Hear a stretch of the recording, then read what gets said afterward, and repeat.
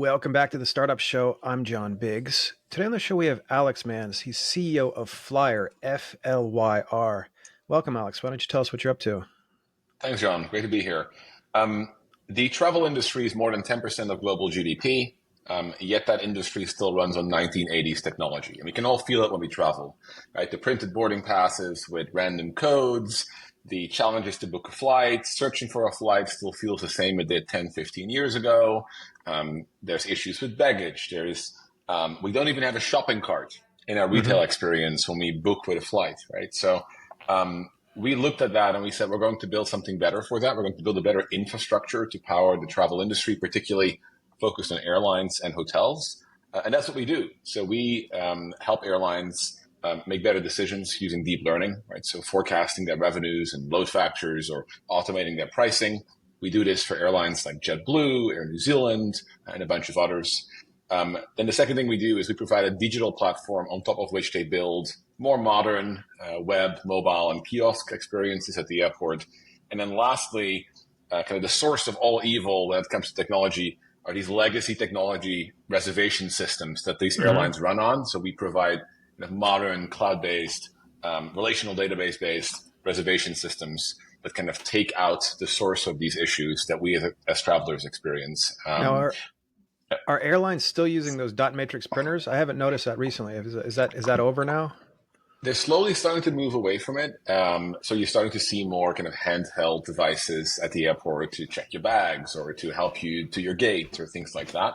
The problem is those are like they say, lipstick on a pig, right? These things still connect to, in the back end, to these very old, often mainframe-based reservation systems that store data in flat text, right? Like that are unable to accommodate information about your bag in the same system as where your reservation exists, that are unable to or challenged to connect you to other flights with the same experience. If you book a flight today on, say, United, and you connect to another Star Alliance airline in the same network, you will find that picking your seat on that connecting flight from a different carrier is impossible or very, very difficult. Right? That's all because of these reservation systems. So we try to go to the source. So we try and provide better core systems to kind of mitigate these limiting issues. So that's actually pretty wild. So all that stuff's still running on crazy old technology when the industry is a huge industry. Why haven't they upgraded all that stuff?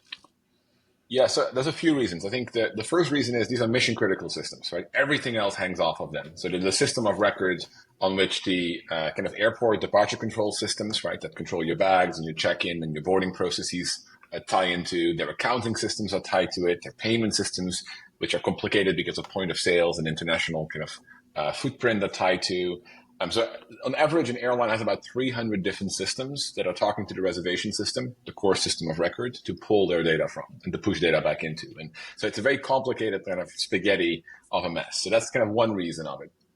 The second reason is there are really only two providers in this industry. You've got Amadeus, $35 billion company out of Europe, and you've got Sabre, right? Very, very large company. Has some financial challenges right now because of a debt position they took on during COVID. But those are basically the only two companies that provide the reservation systems to these airlines. And the funny thing is these were actually founded by the airlines and spun out effectively back in the 80s and early 90s. So you have kind of an oligopoly, which doesn't really have an incentive to go and give you the next best thing, right? Because they have these great long-term locked-in system contracts. And then it's a mission-critical system that is very difficult to displace. And obviously, not the most obvious decision, but like we went after those systems, and we're fortunate that we're backed by great investors that gave us the capital to go and build up that capability to displace those systems. So that's actually a huge undertaking. Why would you take on these two massive companies? What do you think is your secret sauce?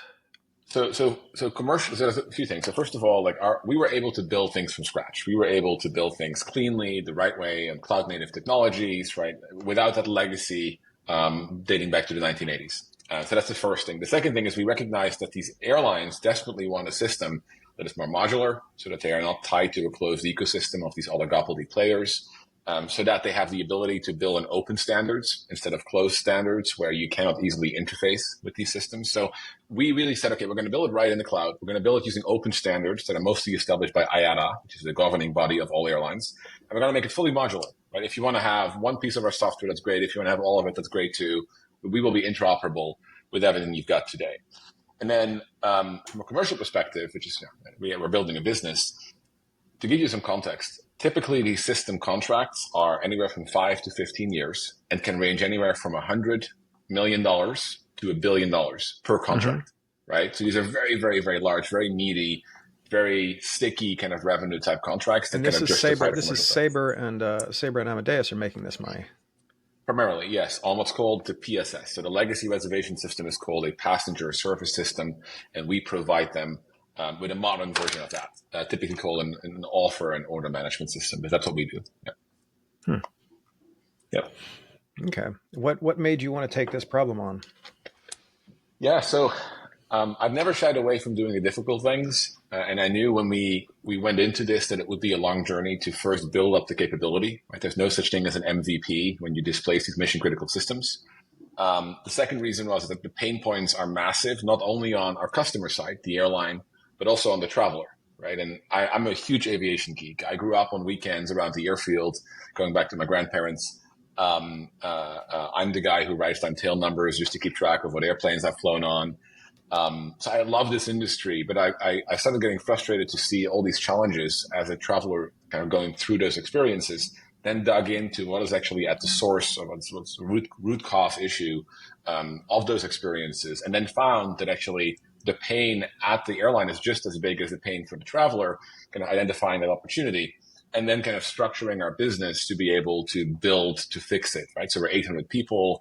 We've raised hundreds of millions of dollars from companies like investors like BlackRock, Westcap, Peter Thiel, and others in the process to support us to do this. And now we're at a point where we're in the middle of go-to-market, right? So we've tripled our revenues from 22 to 23. We're 2.5xing it again, 23 to 24, and we'll keep that going for a while. Now that we're in market. Mm-hmm. What would you recommend for folks who are trying to attack similar situations, similar industries? How did you guys start attacking the big hairy problem? So there are two ways to get into an industry like this. One, you can start with kind of the long tail kind of customers, the smaller, simpler customers. In our industry, that tends to be low-cost airlines or smaller, low-cost airlines. And there's been companies that have launched reservation systems, booking systems, pricing systems for the industry. The problem with that is they don't pay very much, and it doesn't scale very easily to build a big business. You really got to win the big players. The alternate strategy is you find one or two big players and you become a partner to them, right? You attach to their frustration with what they have.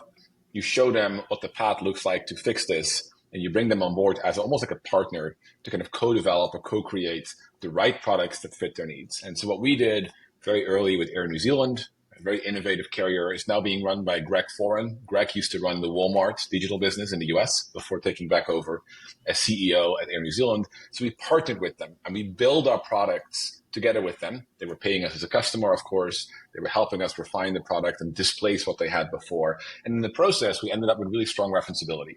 And that allowed us to sell the next big airline that might not have bought our stuff or signed up as a customer if they hadn't had that referenceability. And we've done it with every one of our product suites. Right, we're doing it with Avianca on our digital products, like powering their websites and mobile apps and things like that. And then now on the reservation system side, we're doing it with a couple of airlines as well. We haven't announced those yet, but same thing. So really like start with one big player, use it as a reference, but also to build the right product, and then move on to the next one and the next one. And those contracts are much bigger. So that's a path we took instead of kind of the long tail pursuit. So you got very lucky in that Air New Zealand was probably, I guess, was probably revamping its whole systems while you guys were thinking about this.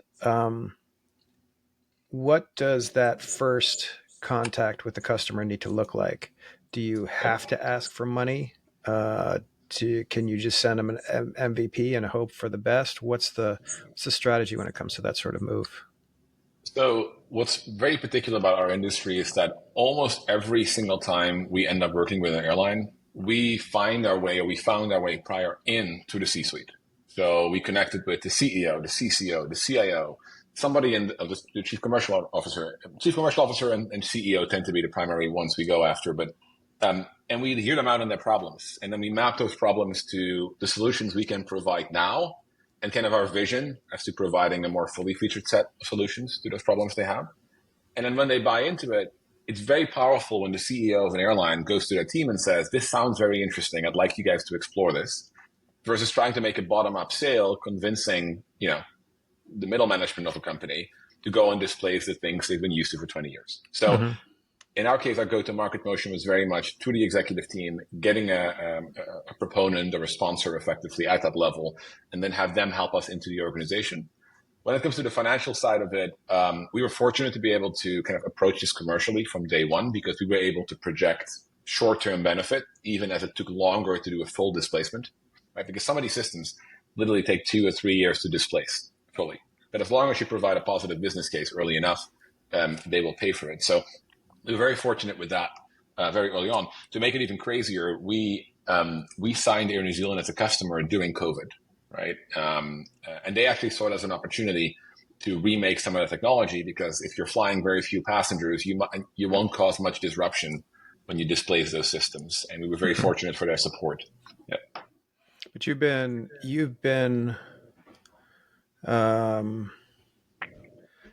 doing this company since 2013. Yep. Then it turned into something else, or how did that work? Yeah, it's a good question. So I was born and raised in the Netherlands. I moved to Silicon Valley about 12 years ago. And initially, kind of coming at this from a traveler perspective, seeing the challenges of like booking and engaging with an airline, we initially started the business on a consumer level. So we tried to forecast the price of airline tickets and help consumers make better decisions and arbitrage the airline, right, financially. We did it for about 4 years, and we actually had our products deployed on sites like TripAdvisor and Kayak and others, where we would either help advise them what to do, or we would help them lock their airfare in a very similar way that Hopper does today, another portfolio company of WestCap. Then about 4 years in, we get a phone call from a couple of airlines that said, "Hey, if you're trying to arbitrage us, and if you're good at forecasting what we're going to do in the future, why don't you help us actually optimize our pricing and our forecasting on our side of the equation? Because we're the ones that are making 2% of margin in a good year," right? Mm-hmm. So that's when we realized that opportunity in the B2B enterprise side, instead of competing in a highly competitive and very commoditized space that is consumer travel. And we made that pivot. Fast forward another 2 years, we were kind of in market, right, taking us to COVID. And then during COVID, as airlines looked deeply at how do we remake all the problematic technologies in our stack, we extended our product into those 2 other verticals to power their digital experiences and the core reservation system as an opportunity for us to pursue. And we were fortunate, of course, like many others, that during COVID at low rates and high valuations, we were able to raise a good amount of capital, especially vertical SaaS was very, very good at doing that. And that allowed us to make some acquisitions and invest in R&D to a level where we actually had a product we could put in market in the last 2 years in particular. How much of this was luck and how much was this skill? So we were very lucky to the extent that COVID, while at first it looked like the death sentence for our business, for our startup, it actually became the accelerant that made airlines realize now is the time to remake our systems, right? Because we can and because we should. So that was, I think, a piece of luck to some extent. At the same time, however, COVID equally created challenges around if nobody's flying, nobody's paying you either, right? So the amount of like kind of income was also constrained. So there's some luck involved with that. I think from a pivot perspective, realizing the consumer to B2B pivot earlier in our journey was also a bit of luck, because somebody read the right article at the right time at the right airline and knew to find us and place to call and kind of place the idea in our head that there was an opportunity. So I would say that some parts of luck, but overall, like most startups face a lot of luck along their way, right? To kind of meet the right people at the right time, or happen to do the right thing, or coincidentally do the right thing that turns out great. We've been around for a decade and have survived more pivots than most startups do in a very, very difficult, very concentrated kind of B2B enterprise space with very difficult customers and long sales cycles. I would be lying if I said it's just luck. I think our team has been extremely good at like perseverance, not giving up, keeping pushing at the right time, and recognizing the right opportunities. So it's a bit of both, as always, but I think most of it is perseverance and determination. Just evidenced by the fact that we're still here and we've survived, like, many pivots, and we're the cat with 9 lives, and we're now really growing as a business very quickly. Yeah. Was there ever a situation where you said, okay, guys, we got to shut down? No, there wasn't. I think I won't give up until I physically hit the wall. That's just something that's the way I operate. I think it got really close in 2020, I would say. Like when COVID broke out in the first quarter of 2020, when things started shutting down, we had planned on raising a capital raise on the back of our first customer coming online a couple of months after that, in Q1 of 2020. And as you can imagine, when travel shut down, no investor was touching travel or even getting close to travel technology because, everything was shut down. And so we couldn't raise, and we were going to be out of money. And we had, at that point, about 4 or 5 weeks of runway. And naturally, conversations at the board level were like, how do we make sure that, we wrap this up if we can't raise? And I got on a plane, in this particular case, to the Middle East. And I found an investor. I literally camped outside of their office for a week until they finally spoke with me. And again, going to determination, I convinced them to give us $5 million in a convertible note to bridge the company through. And they basically said, listen, we're betting on you and the team because nobody is crazy enough to even propose this at a time like this. So there must be something to it. And that allowed us to bridge through. And we came very, very close to shutting down the company, but we never gave up until I think we got the money. Actually, the wire probably came in maybe with a week of runway left. Yeah. That's wild. Right down to the wire. Yep. All right. So folks probably can't really check out the software, but they know that you guys are around. FLYR. FLYR. Have you added AI to the thing yet? Is there a concierge that's gonna fly me to Dubai for 24 hours and fly me back? So there's a lot of stuff. I'm starting to see a bit of a correction in the AI space right now, where I think there's a lot of companies that are just a pretty wrapper on an LLM or somebody else's LLM. Like, I don't like to play in that space, nor do I think it's defensible. What we do, however, is like all of our forecasting, all of our pricing automation for customers has been using for the last 5 years deep neural network based pricing, right? So deep learning based pricing, and more recently deep Q learning. Without getting into depth, but so we've been doing it for a while. And the reason why is because in the airline space, your data is very sparse. You're filling a plane with 160 seats, and you're filling it over the course of 6 months, right? So there's very little signal. And the signal that you do have, the historic signal tends to follow a pattern that might not repeat again this time around. So you need to have the ability to look beyond what's obvious. And that's where deep learning and reinforcement learning really comes in. So that's what we've been based on for a long time. And now we've actually been extending that into our digital products, where airlines are trying to determine, should I sell you that basic fare, or should I package it with a bag and priority boarding, right? Or where we dynamically price seats, right? Based on understanding which seats are most in demand, based on which ones are taken, we can dynamically price those seats and help airlines increase their yields. Like, typically we increase airline revenues by anywhere between 4 and 6% on the core fare, and about 10 to 15% on their ancillary sales. And that's all AI based. For example, if you look at JetBlue or Air New Zealand today, the prices you see as a consumer are the output of our deep neural nets. They used to be the output of a bunch of rules by a bunch of analysts, 95% at least. Today it's the inverse. 95% is directly coming from our deep learning models. We have billions of dollars under management, as we call it, from a revenue perspective today, all with AI. Oh. All right. Well, Alex, thank you for joining us. It's been a really fascinating look inside this industry, which I don't think a lot of people think about. Thanks, John. Really appreciate it. And the fact that it's running on mainframes kind of makes me scared too, which is like, where's my bag going to end up? Yes, that's changing. I think this decade, before the end of this decade, this change will come, and FLYR will be the company that enables that change for its customers, and in the process builds a multi-billion-dollar business, I'm sure. All right. Very cool. This has been the Startup Show. I'm John Biggs. We will see you next episode.